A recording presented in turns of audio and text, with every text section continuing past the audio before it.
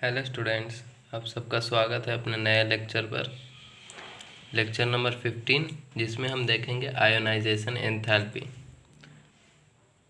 ये ionisation enthalpy को अच्छी तरह समझिएगा, ये आगे भी बहुत काम आता है। आयोनाइजेशन एंथैल्पी तो देख लेते हैं आयोनाइजेशन एंथैल्पी क्या है। तो इसका डेफिनेशन देखिए, the energy required to remove a valence electron from isolated gaseous atom is called ionization enthalpy। देखिए डेफिनेशन समझिए, the energy required to remove a valence electron. कौन सा electron? Valence electron. Outermost orbit से valence electron को निकालने में जो energy लगता है उसे आयोनाइजेशन एंथैल्पी कहते हैं। और कहाँ से? Isolated gaseous atom. वो कैसा एटम हो? आइसोलेटेड हो, गैसियस एटम हो। देखिए डेफिनीशन को ठीक से समझना है। किसी भी चीज़ को समझने के लिए डेफिनीशन को ठीक से पढ़ लेंगे हम लोग। किसी इलेक्ट्रॉन को किसी एटम में से वैलेंस इलेक्ट्रॉन को निकालने के लिए जो एनर्जी लगती है उसे आयोनाइजेशन एंथैल्पी कहते हैं। जैसे मैं देखिए मैं एग्जांपल दे रहा हूँ, सोडियम सॉलिड है, इसमें से हम अगर एक इलेक्ट्रॉन निकालते हैं तो ये बनता है सोडियम प्लस और इलेक्ट्रॉन और बी सोडियम। लिक्विड है, लिक्विड से निकालते हैं सोडियम प्लस तो liquid plus electron. C sodium solid है और इसको हम गैसियस में निकालते हैं प्लस इलेक्ट्रॉन। क्या बनेगा आपको बताना है, गैसियस प्लस इलेक्ट्रॉन। इस डेफिनीशन को कौन सा रिएक्शन सेटिस्फाई कर रहा है आप लोग को बताना है। इसके लिए डेफिनीशन को आप लोग अगर ठीक तरह से समझ गए तो आप इसको बता देंगे। देखिए क्या कहा है, आइसोलेटेड गैसियस एटम से इलेक्ट्रॉन कहाँ से? वैलेंस इलेक्ट्रॉन से निकालने में जो एनर्जी लगती है उसे आयोनाइजेशन एनर्जी कहते हैं। तो गैसियस एटम हम लोग देखना है। देखिए ये सॉलिड, ये लिक्विड, एक ये भी सॉलिड है, तो हमें गैसियस आइटम देखना है। तो ये है सोडियम गैसियस, इसमें से एक इलेक्ट्रॉन निकाल के ये sodium plus gaseous plus electron आया, तो ये होगा अपना सही इस डेफिनेशन के हिसाब से। और एक चीज़ note, for all atoms ionisation enthalpy is always endothermic होगा। सारे एटम्स के लिए आयोनाइजेशन एनर्जी यानी आयोनाइजेशन एंथैल्पी हमेशा एंडोथर्मिक ही आएगा। अब आप लोग जानते हैं कि एंडोथर्मिक और एक्सोथर्मिक्स क्या होता है, तो फिर भी मैं लिखा देता हूँ कि ये क्या होगा। एंडोथर्मिक, इसका क्या मतलब होता है? एनर्जी इज गिवन,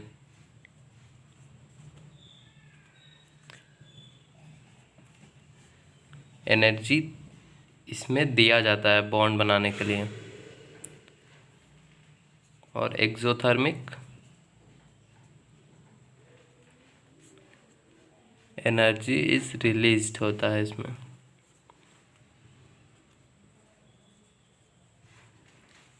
एनर्जी इसमें बाहर निकाला जाता है, बॉन्ड बनने टाइम एनर्जी इसमें रिलीज होता है। तो इसके लिए हम लोग delta change in enthalpy positive किसके लिए होगा? एंडोथर्मिक के लिए। और डेल्टा चेंज एंथैल्पी नेगेटिव होगा एक्सोथर्मिक के लिए। डेल्टा एच क्या है?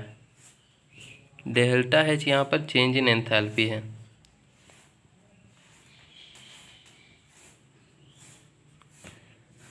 अब ये एंथैल्पी क्या होता है, चलिए इसको देख लीजिए। इसका मतलब होता है energy change at constant pressure. किसी प्रेशर पे एनर्जी चेंज, कांस्टेंट प्रेशर पर।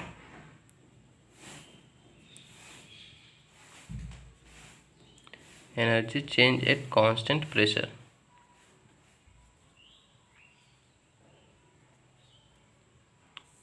इसे एंथैल्पी कहते हैं। तो देखिए, इसी के लिए एंडोथर्मिक में एनर्जी गिवन होता है, एनर्जी बाहर निकालता है, बॉन्ड बनाता है तब, इसलिए डेल्टा चेंज पॉजिटिव आएगा। और एक्सोथर्मिक में एनर्जी रिलीज करता है तो डेल्टा चेंज नेगेटिव होगा,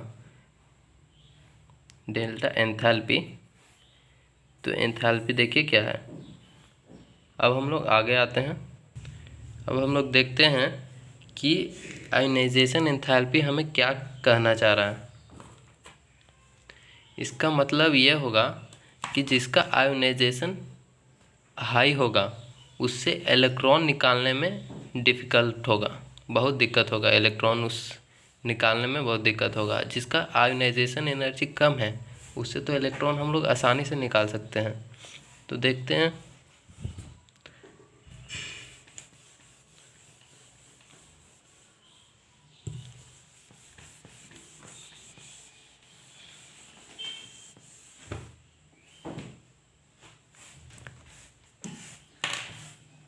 तो देखिए आयोनाइजेशन एनर्जी क्या कहता है।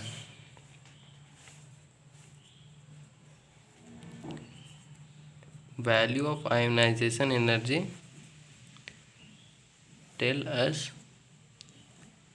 How an electron can be removed.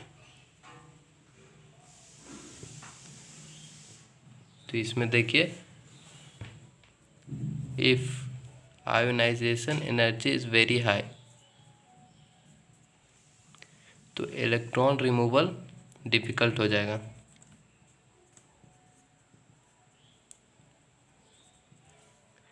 अगर ionization energy is very low तो इलेक्ट्रॉन रिमूवल इजी हो जाएगा, इसलिए हम लोग उससे इलेक्ट्रॉन ले सकते हैं बॉन्ड बनाने के लिए। तो यहाँ तक क्लियर होगा। अब आते हैं सक्सेसिव आयोनाइजेशन एंथैल्पी। सक्सेसिव का मतलब आप लोग जानते होंगे, सक्सेसिव आयोनाइजेशन एंथैल्पी मतलब इसके आगे केमिस्ट्री में इसका मतलब क्या होगा कि एक इलेक्ट्रॉन और निकालते जा रहे हैं। देखिए, एक यहाँ पर एटम है, गैसियस एटम है, तो इससे ए प्लस गैसियस बना और ए इलेक्ट्रॉन।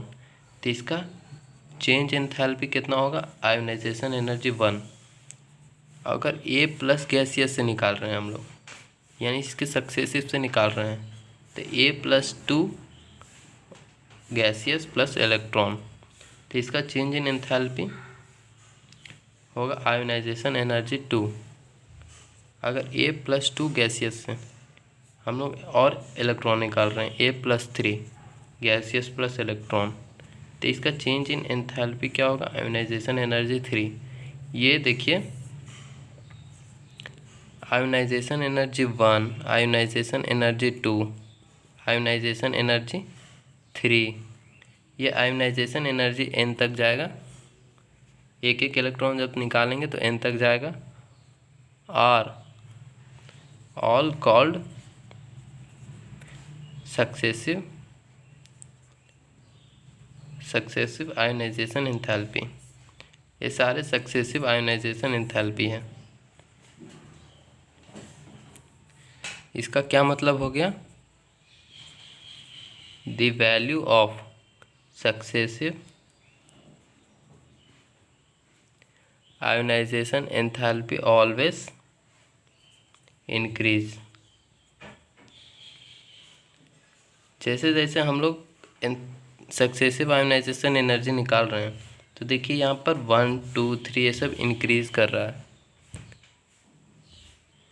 ये इंक्रीज कर रहा है, इसका मतलब क्या हो गया कि आयोनाइजेशन इंक्रीज कर रहा है, इसका मतलब इससे इलेक्ट्रॉन निकालने में उतनी ही मुश्किल हो रही है। जैसे जैसे ये इंक्रीज करेगा वैसे वैसे इससे इलेक्ट्रॉन निकालना उतना ही मुश्किल हो जाएगा। तो अब इसको एक एग्जांपल से हम लोग समझ लेंगे। देखिए हम लोग एग्जांपल से समझते हैं। अगर ये एटम ए है गैसियस, अगर इससे एक इलेक्ट्रॉन निकालते हैं तो ए प्लस गैसियस प्लस इलेक्ट्रॉन आता है, तो इसका चेंज इन एंथैल्पी हम लोग मान लेते हैं 12 वोल्ट पर एटम। और अगर ए प्लस है, इसका सक्सेसिव गैसियस से हम लोग निकालते हैं ए प्लस 2 गैसियस प्लस इलेक्ट्रॉन, तो इसका चेंज इन एंथैल्पी आ जाएगा 54 पर एटम।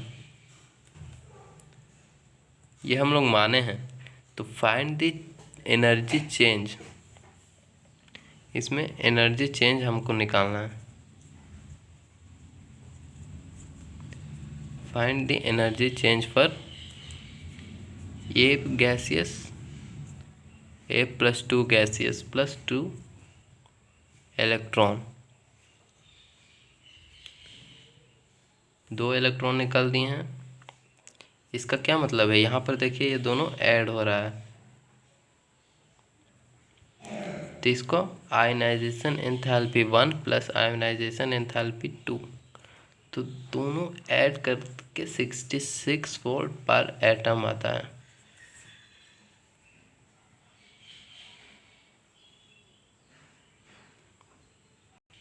ये वोल्ट नहीं है, ये इलेक्ट्रॉन वोल्ट होगा। इसका यूनिट है इलेक्ट्रॉन वोल्ट पर एटम।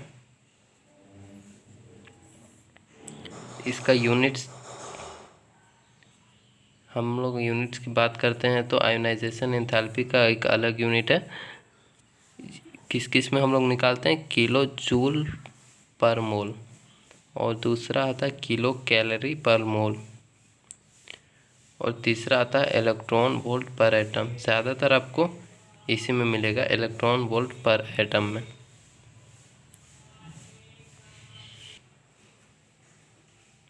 अब हम लोग आते हैं फैक्टर्स अफेक्टिंग आयनाइजेशन एंथैल्पी पर। फैक्टर्स अफेक्टिंग आयनाइजेशन एंथैल्पी, तो इसको कौन कौन से फैक्टर अफेक्ट करता है। एटॉमिक साइज, एटॉमिक साइज जिसका ज़्यादा होगा उसका आयोनाइजेशन एनर्जी उतना ही कम होगा। और दूसरा जेड इफेक्टिव, जेड इफेक्टिव जिसका ज़्यादा होगा उसका एटॉमिक साइज, एटॉमिक साइज उसका कम हो जाएगा और आयनाइजेशन एनर्जी ज़्यादा हो जाएगा। थर्ड में आता है स्क्रीनिंग कांस्टेंट, ज़्यादा होगा तो जेड इफेक्टिव इसका कम जाएगा और आयनाइजेशन एनर्जी भी कम जाएगा इसका। फोर्थ इलेक्ट्रॉनिक कॉन्फ़िगरेशन में आते हैं, तो इसमें आता है हाफ फील्ड और फुल्ली फील्ड का कॉन्सेप्ट आता है। फुल्ली फील्ड कॉन्फ़िगरेशन,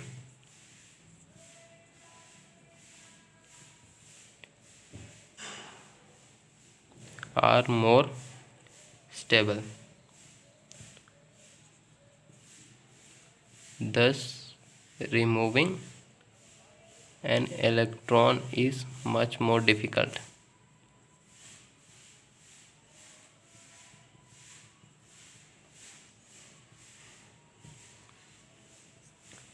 इसको आप लोग को समझने में दिक्कत होगी, मैं आपको बताऊंगा इसके बारे में। पहले इसको हम लोग समझ लेते हैं बारी बारी करके। एटॉमिक साइज इंक्रीज करेगा तो आयनाइजेशन एंथैल्पी डिक्रीज कर जाएगा। इसका क्या मतलब हो गया, आयनाइजेशन एंथैल्पी डिक्रीज करेगा मतलब इससे इलेक्ट्रॉन निकालना इजी हो जाएगा। अगर जेड इफेक्टिव ज़्यादा है यानी एटॉमिक साइज कम है तो आयनाइजेशन एनर्जी ज़्यादा, इससे इलेक्ट्रॉन निकालना डिफ़िकल्ट हो जाएगा। अगर स्क्रीनिंग कांस्टेंट को इंक्रीज कर दें, जेड इफेक्टिव कम हो जाएगा, वो हो जाएगा। आप एक्सपेरिमेंट करके या एटम से निकालेंगे देखकर किसी एटम पर, तो जेड स्क्रीनिंग कांस्टेंट ज़्यादा होगा तो जेड इफेक्टिव कम जाएगा और आयोनाइजेशन एनर्जी भी कम जाएगा। अभी fourth concept electronic configuration. Half filled और fully filled configuration are more stable and thus removing of electron is much more difficult. इसका मतलब समझे, अगर कोई इलेक्ट्रॉनिक कॉन्फ़िगरेशन किसी एटम में लास्ट इलेक्ट्रॉन यानी लास्ट सबसेल में फुल्ली फिल्ड होता है, हाफ फिल्ड होता है या फुल्ली फिल्ड किसी का कॉन्फ़िगरेशन आता है तो वो स्टेबल होता है, उससे हम लोग इलेक्ट्रॉन निकाल ही नहीं सकते हैं, इतना डिफ़िकल्ट हो जाता है उसका, यानी उसका आयोनाइजेशन एनर्जी बहुत हाई हो जाता है। और एक point, ionization energy also depends on subshell from which is being removed।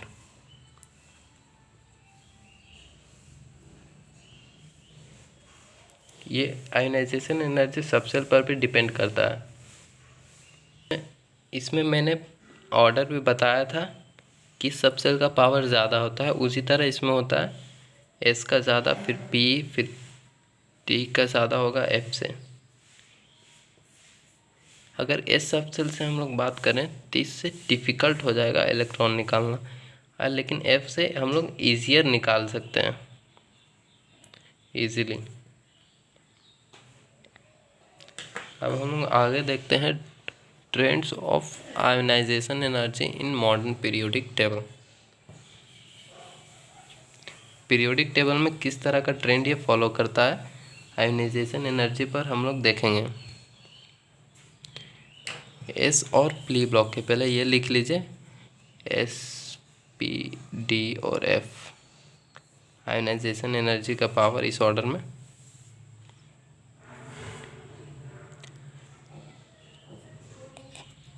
For S and P block element,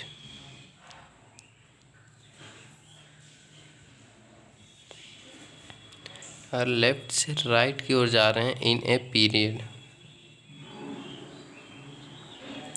तो लेफ्ट से राइट जाने में हम लोग जानते हैं ये कि साइज इसका कम जाता है, साइज कमता है तो आयनाइजेशन इसका ज़्यादा हो जाता है इन जनरली।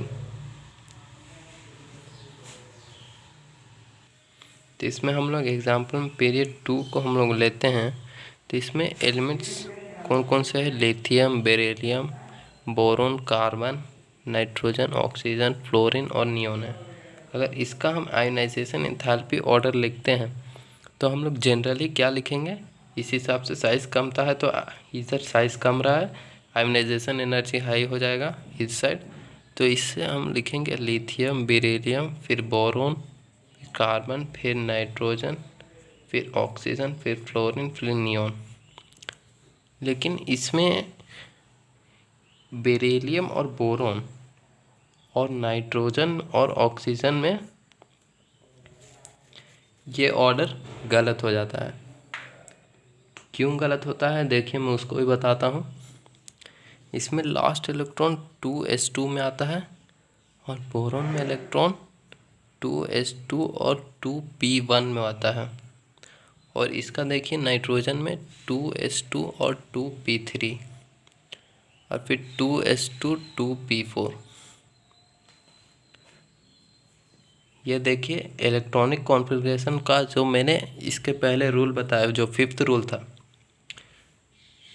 उसमें मैंने क्या बताया, हाफ फील्ड या फुल्ली फील्ड एटम्स के इलेक्ट्रॉन आर मोर स्टेबल, तो उसका आयोनाइजेशन एनर्जी हाई हो जाता है, तो उससे इलेक्ट्रॉन निकालना डिफ़िकल्ट हो जाता है। तो उसी पर यह है, इसमें देखिए लास्ट इलेक्ट्रॉन एस ऑर्बिटल में आ रहा है, ये फुल्ली फील्ड है। एस में, एस सबसेल में 2 इलेक्ट्रॉन्स मैक्सिमम होते हैं, तो ये फुल्ली फील्ड है। और ये देखिए इसका लास्ट इलेक्ट्रॉन पी और सबसेल में आ रहा है, तो पी ये ना ही फुल फील्ड है और ना ही हाफ फील्ड है, इसमें हाफ फिल्ड कितना होता है 3 इलेक्ट्रॉन का और फुली फिल्ड 6 इलेक्ट्रॉन, मैक्सिमम 6 और मिनिमम 3।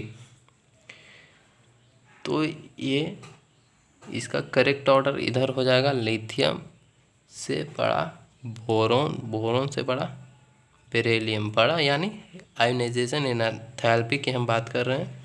फिर आ जाएगा कार्बन, और इसमें देखिए ये हाफ फील्ड है यानी ये मोस्ट स्टेबल है, यानी इसका आयोनाइजेशन एनर्जी हाई है।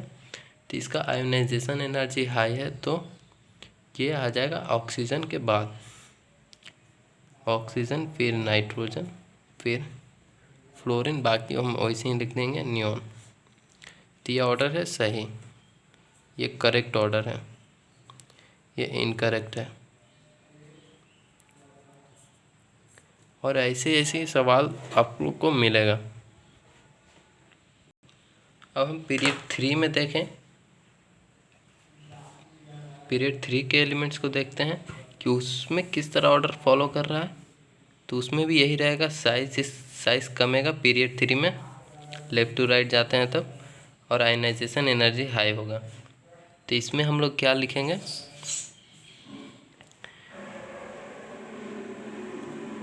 लेते हैं sodium, magnesium, aluminium, silicon, phosphorus, sulphur, chlorine और आर्गन, ये सारे पीरियड 3 के एलिमेंट्स हैं।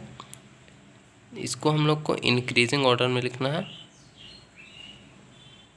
इंक्रीजिंग ऑर्डर, इसे हमें इंक्रीजिंग ऑर्डर में लिखना है। तो हम लोग देखिए क्या लिखेंगे, हम लोग लिख देंगे सोडियम, फिर मैग्नीशियम, फिर एल्युमिनियम, फिर सिलिकॉन, फॉस्फोरस, सल्फर, क्लोरीन और फिर आर्गन। लेकिन इसमें भी वही कॉन्सेप्ट लगता है, हाफ फील्ड का और फुली फील्ड का। यहाँ सल्फर और फॉस्फोरस और मैग्नीशियम एल्युमिनियम में। तो इसका करेक्ट ऑर्डर क्या होगा, सोडियम, एल्युमिनियम, फिर मैग्नीशियम आ जाएगा, फिर सिलिकॉन, फिर सल्फर, फॉस्फोरस, फिर उससे बड़ा क्लोरीन, फिर आर्गन। ये है करेक्ट ऑर्डर। इसमें लास्ट इलेक्ट्रॉन मैग्नीशियम में देखिए, मैग्नीशियम की बात करूँ तो 2p6 और 3s2, ये देखिए फुल्ली फिल्ड है, तो इसका आयनाइजेशन एनर्जी ज़्यादा हो गया। तो ये एल्युमिनियम के बाद आएगा, एल्युमिनियम के बाद कैसे आएगा, देखिए एल्युमिनियम में होता है 3s2 और 2p1, ये देखिए 1 में आ रहा है, p सब सेल में 1 इलेक्ट्रॉन है तो यानी कम है, तो इसको आगे आ जाएगा। इसी तरह इसमें भी है, आप लोग कर लेंगे। तो यहाँ यहीं तक आज एंड करते हैं, फिर आगे देखेंगे हम लोग।